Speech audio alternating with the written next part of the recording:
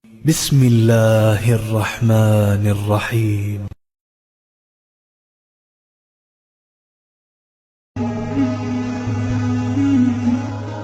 Kan ulama mengkategorikan bid'ah ada dua, bid'ah hasanah. Pertanyaannya Ustaz, kan Rasul bersabda kullu bid'atin dhalalah.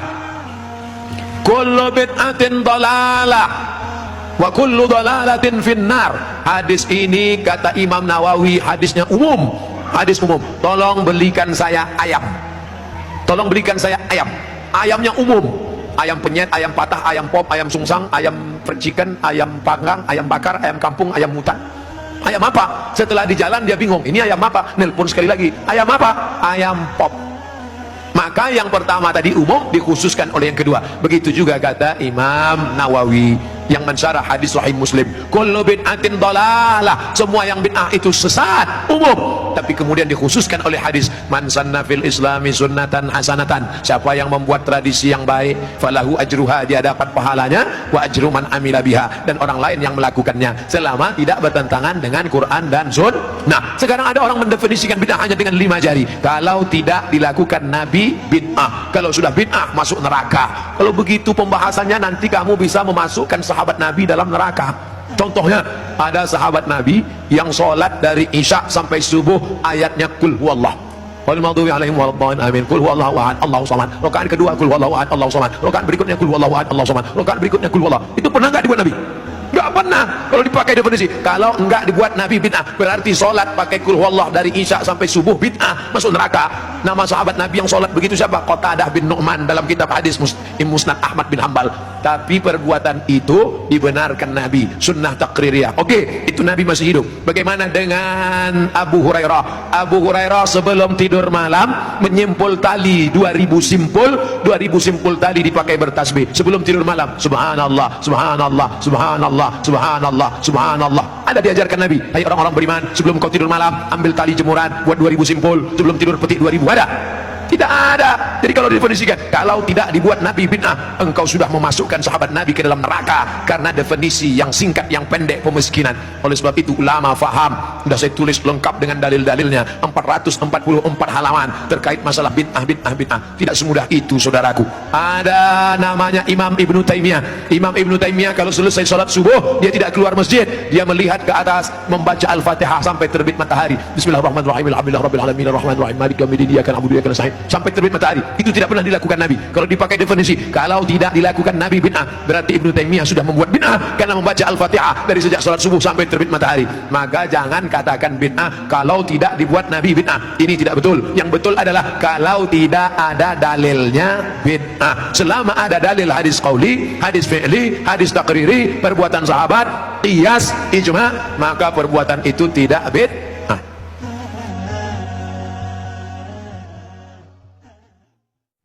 Baik, terima kasih. Ini ada pernyataan bahwa tidak semua bid'ah sesat. Itu bagaimana? Baik, dalam hadis Nabi disebutkan kullu bid'atin dhalalah. Ini nasnya sudah jelas, tegas. Setiap bid'ah itu sesat. Nabi bilang gitu. Lah kita mau gimana lagi? Tugas kita tinggal ikut Nabi SAW. Dan memang nanti dalam kaidah usul fikih itu ada bagian am, ada bagian khos.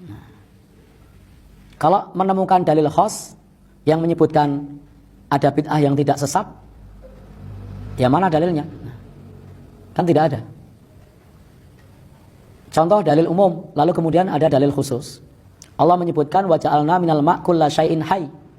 Dan kami menjadikan dari air semua yang hidup, umum. Lalu ada dalil khusus dari Nabi dari Al-Quran. Dari Al-Quran mengatakan wa ja'alna minal ma' kulla syai'in hayy. Kami jadikan dari air semua yang hidup. Lalu Al-Quran menyebutkan manusia diciptakan dari tanah. Kemudian jin diciptakan dari minaris samum, dari api. Kemudian malaikat diciptakan dari cahaya. Maka yang Allah sebutkan itu namanya khusus. Maka yang Allah sebutkan ini dari cahaya itu khusus, malaikat dari cahaya, bukan dari air. Kemudian yang Allah sebutkan lagi apa tadi? Manusia diciptakan dari tanah, berarti manusia dari tanah. Kemudian disebutkan lagi jin dari api, jin dari api. Selain yang disebutkan, maka itu diciptakan dari air.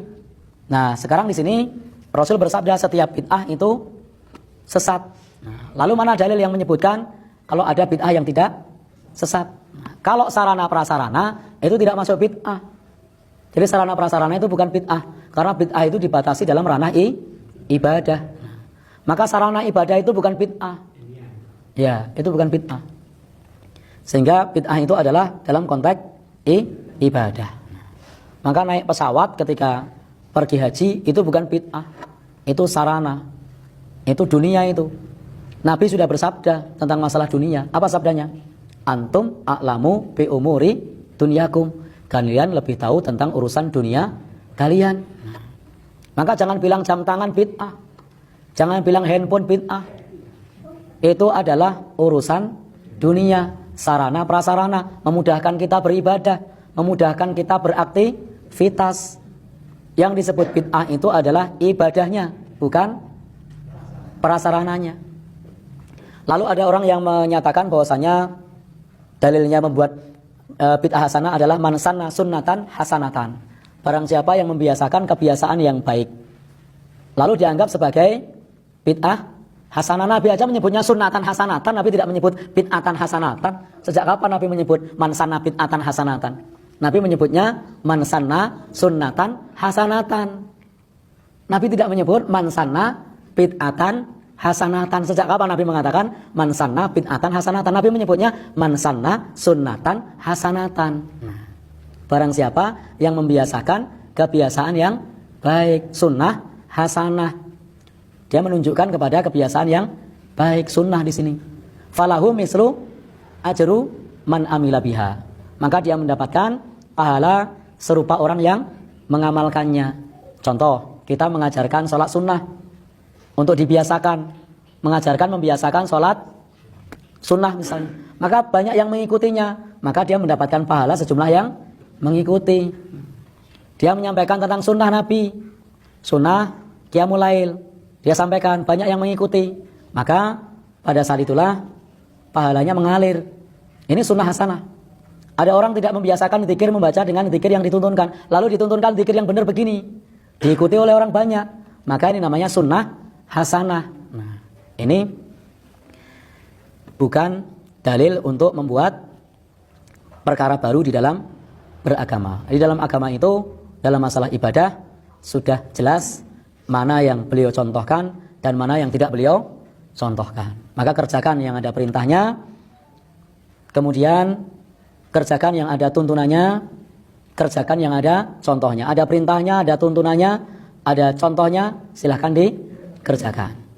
Tidak ada perintah, tidak ada contoh, tidak ada tuntunan, tidak ada isyarat di situ, dalam masalah ibadah tidak perlu dikerjakan. Tapi kalau urusan sarana prasarana, urusan dunia, itu tentu tidak masuk dalam kategori bid'ah. Jadi tidak setiap lafaz apa yang disebut tadi apa namanya, kullu bid'atin dhalalah tadi kemudian bisa dikhoskan kecuali menemukan dalil khos. Jadi kalau dalilnya umum ya kita sifati umum. Umum dalam masalah apa? Dalam masalah ibadah. Kenapa? Karena Nabi menjelaskan kalau masalah dunia antum a'lamu bi umuri dunyakum, berarti urusan dunia tidak masuk, Nabi kecualikan. Nabi mengatakan kalian lebih tahu tentang urusan dunia. Tapi dalam masalah ibadah Nabi menyebutkan kullu bid'atin dhalalah. Jadi Nabi mengatakan yang berbeda. Dalam urusan agama Nabi bilang kullu bid'atin dhalalah. Dalam urusan dunia Nabi mengatakan antum a'lamu bi umuri dunyakum. Kalian lebih tahu tentang urusan dunia kalian. Bahkan dalam hadis lain juga disebutkan man ahdatsa fi amrina hadza ma laisa minhu fa huwa raddun. Barang siapa yang membuat perkara yang baru dalam urusan kami ini. Nabi diutus untuk apa? Untuk umat kita, untuk mengajarkan kita untuk ibadah, akidah. Termasuk di dalamnya dalam perkara-perkara muamalah selama tidak dilarang boleh. Tapi dalam masalah ibadah itu tidak hanya memperhatikan larangan, tapi juga harus memperhatikan ada tuntunan. Bisa tidak ibadah dilarang? Bisa. Dalam ibadah itu bisa dilarang. Contoh Nabi melarang untuk puasa Idul Fitri atau Idul Adha. Maka ibadah itu tidak hanya dilihat larangan, tapi ada tidak tuntunannya. Andaikan ibadah itu yang dilihat hanya karena tidak ada larangannya boleh, agama ini akan rusak. Nah, kalau saya sholat subuh, duhur, asar, maghrib, isya saya rapel boleh enggak? Ada larangannya enggak, pertanyaan saya? Enggak ada, Nabi enggak pernah melarang rapel. Tapi apakah boleh? Enggak boleh, karena tidak sesuai tuntunan. Nah, kalau sholat saya bolak-balik, boleh enggak? Ada larangannya enggak? Enggak ada. Apa kalau enggak ada larangannya boleh saya bolak-balik? Enggak boleh, harus sesuai tuntunan. Nah, boleh enggak kalau kemudian saya pada saat melakukan ibadah tersebut, pada saat kurban kemudian saya pakai telur begitu? Ya. Ada larangannya? Nabi melarang jangan kurban pakai telur, itu ada larangannya enggak? Enggak ada. Tapi apa kalau enggak ada larangannya boleh? Enggak ada tuntunannya. Jadi tidak ada tuntunannya. Sehingga dalam masalah ibadah itu selain memperhatikan larangan juga memperhatikan tuntunan. Tapi kalau urusan dunia yang kita perhatikan adalah ada larangannya atau tidak. Kalau ada larangannya, tinggalkan. Wallahu a'lam bishawab. Baik, terima kasih.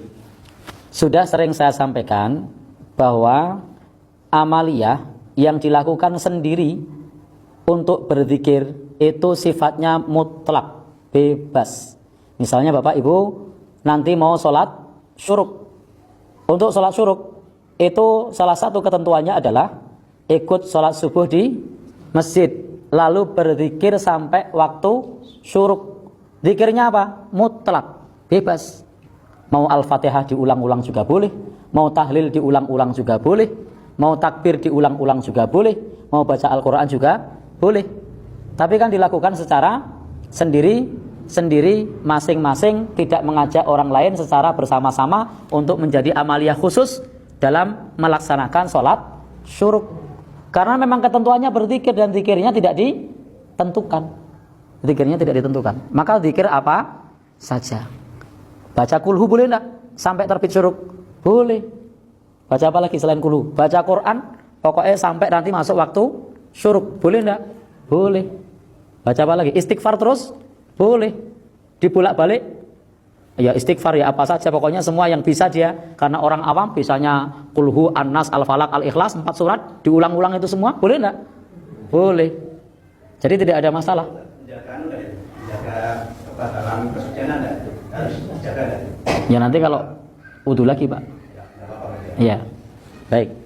Jadi intinya di situ adalah zikir yang sifatnya mutlak. Adapun kemudian membuat ketentuan khusus mengenai bilangan, waktu, tempat, dilakukan secara bersama-sama, diumumkan, maka itu menyerupai syariat, maka itu namanya bid'ah. Tapi zikir yang sifatnya personal, pribadi, maka setiap kita itu punya kemampuannya masing-masing. Misal, kita setiap kali selepas isya, masing-masing punya kemampuan yang berbeda dalam membaca Al-Quran. Lalu ada yang menetapkan, saya sebelum tidur, saya baca Al-Quran sampai jam 9. Boleh tidak? Selama mampu, tidak memaksakan diri, monggo saja. Saya mau baca Quran 1 lembar sebelum tidur. Boleh tidak? Boleh. Nah, tidak jadi soal. Ini adalah ibadah pribadi personal.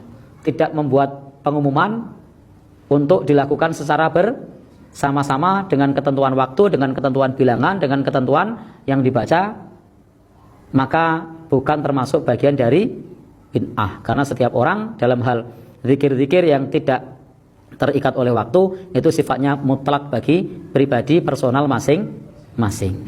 Lain halnya kalau kemudian dikumpulkan orang pada hari kesekian dengan jumlah sekian, dilakukan bersama-sama dengan syarat buah ini, dengan sembelian ayam ini, dengan waktu begini, maka itu butuh dalil.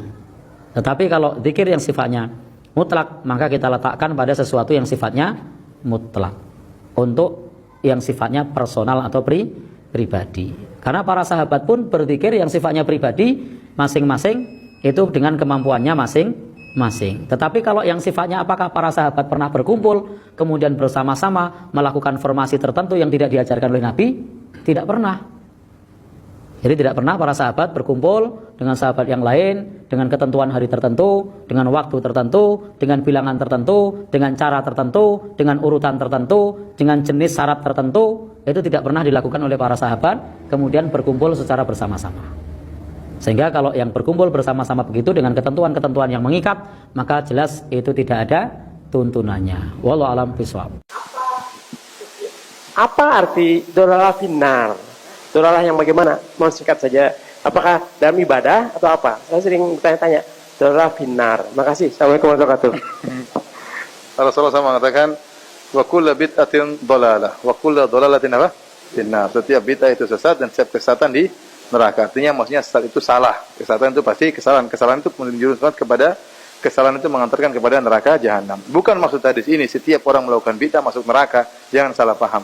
Rasulullah SAW menjelaskan tentang perbuatan kesesatan itu mengantarkan kepada neraka. Dan ini semakin perkuat bahwasanya seluruh bid'ah itu sesat. Karena Rasulullah SAW mengatakan seluruh bid'ah apa? Sesat. Dan seluruh kesesatan di neraka. Kalau ada yang mengatakan bid'ah yang baik, kita bilang juga begitu ada kesesatan yang baik juga.